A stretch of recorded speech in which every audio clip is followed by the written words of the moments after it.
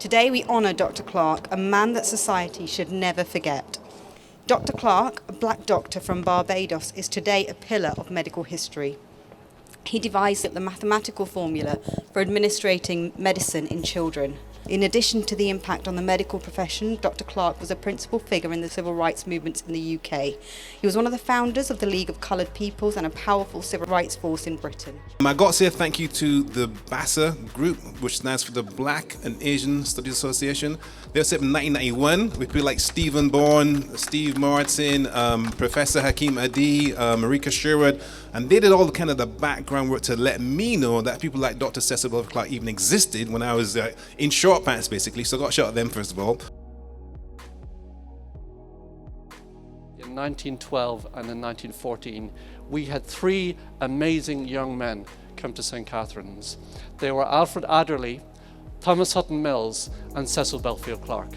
When I was a master's student at Cambridge University, I applied for the opportunity to carry out some research about the first black students to ever matriculate at St. Catherine's College, which is a Cambridge University college, and that's the college that I studied at. I went through all of the old university pictures, all of the college archives, the matriculation records, and I was so excited when I came across the picture of Cecil Belfield Clarke. After that, I kind of conducted some more research and then read more into his story. Obviously, he's from Barbados, but then won an island prize, which meant that he could travel across the Atlantic to study at Cambridge University. And then he went on to achieve just loads of incredible things, not only in the medical profession, but also in wider race relations and Pan-Africanism more broadly. Dr. Belfield Clarke did also publish in the BMJ. So these are the words of Dr. Belfield Clarke from the obituary of Dr. Belfield Clarke, which was published in the BMJ on Boxing Day, 26th of December, 1970. And Dr. Clarke, he died at the age of 76 in that year in Barnet General Hospital, so not too far away from here. And this is what an unknown writer said about him. Dr. Belfield Clarke was not content to work on a small canvas, and his activities became more diverse with the passage of years. He was a convinced and devoted internationalist and contributed an immense amount to understanding between different nations, particularly within the Commonwealth.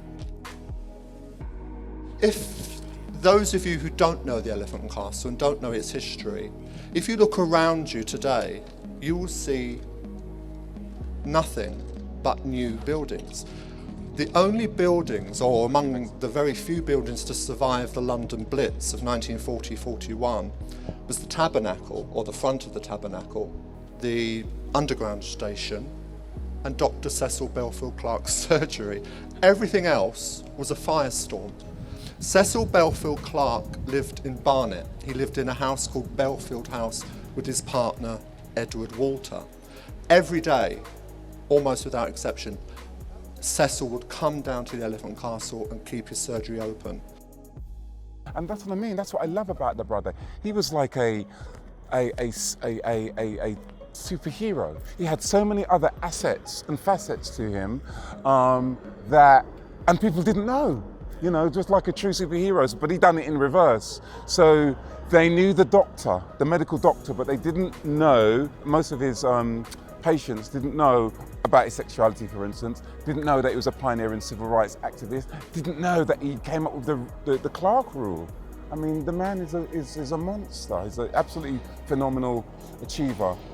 So as we seek to decolonise the curriculum at LSBU, we need to widen this approach and challenge the assumptions that the most valuable knowledge and ways of teaching and learning come from a Western-centric tradition.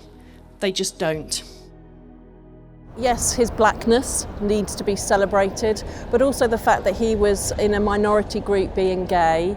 And as we stand at the site of London South Bank University, we really do stand on our values of equality, diversity and inclusion, and we can't say that unless we mean that. I suppose I say better late than never, but at least, as you know, his life has been brought into the light, and so we know about him, and hopefully we can expand. I taught history at South Bank, and yet I had no idea about this doctor. There are a lot of people in the Caribbean who have been part of the development of the United Kingdom, who have not been honored, who have not been or even known about. First of all, I got to tell you that, today is his birthday. Cecil Belfield Clarke's birthday is today, which is why we thought we'd have the unveiling today. I think it's crucially important to recognize black doctors, black scientists, black entrepreneurs, because there's such a lack of respect and coverage given to them. So I'm happy to actually be able to sponsor this plaque and hopefully many more plaques like that to kind of tell the story of these amazing individuals who have not been given the credit they deserve. Until the lions tell their stories, the hunter will glorify himself in the hunt. So if we don't know this bit of the story, we're always listening to a different narrative.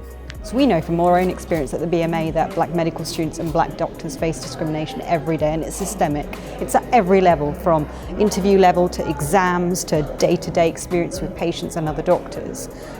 To see that that is recognised, to see that he has a plaque out there, that he's overcome something, and that there are communities like this celebrating the achievements means a lot. We're doing a lot in the BMA to combat racism, combat discrimination, but there's clearly a lot of work to do. This is one step in the right direction.